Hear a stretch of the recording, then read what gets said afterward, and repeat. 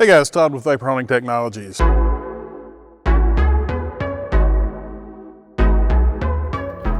Today we've got a CNC part here that we ran on our very own CNC machine. So these are just test parts, but you can see the tool marks that are already in here, and we're gonna put this in our machine with glass bead right now, and we're gonna remove these tool marks, and then we're gonna pull that part back out, show you what it looks like finished, and then we're gonna go back in and do kind of a polish to it and see if we can't get a higher gloss to the finish.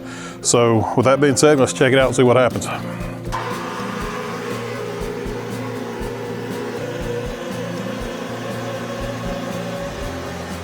Okay, so we've got the part, we've removed all the tool marks, and as you can see, all of those are actually cleaned up. But to get a brighter shine on this, there's one more thing we can do. So we're going back to the machine, and we blasted that part originally at about 90 PSI. But what we're gonna do now, turn the pressure all the way down to 0. So at this point, we've just got the pump running, we don't have air running, and we're gonna go back over this part and see if we can get a higher gloss finish to it.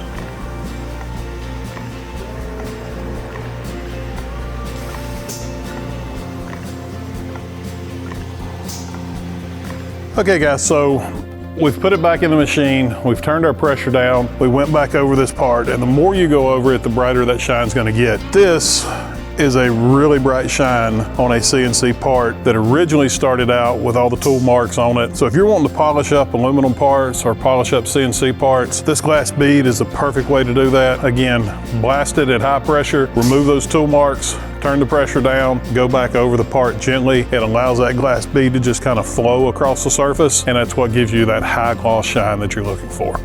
If you have any questions, give us a call. Phone number is 828-202-5563. Thanks for watching.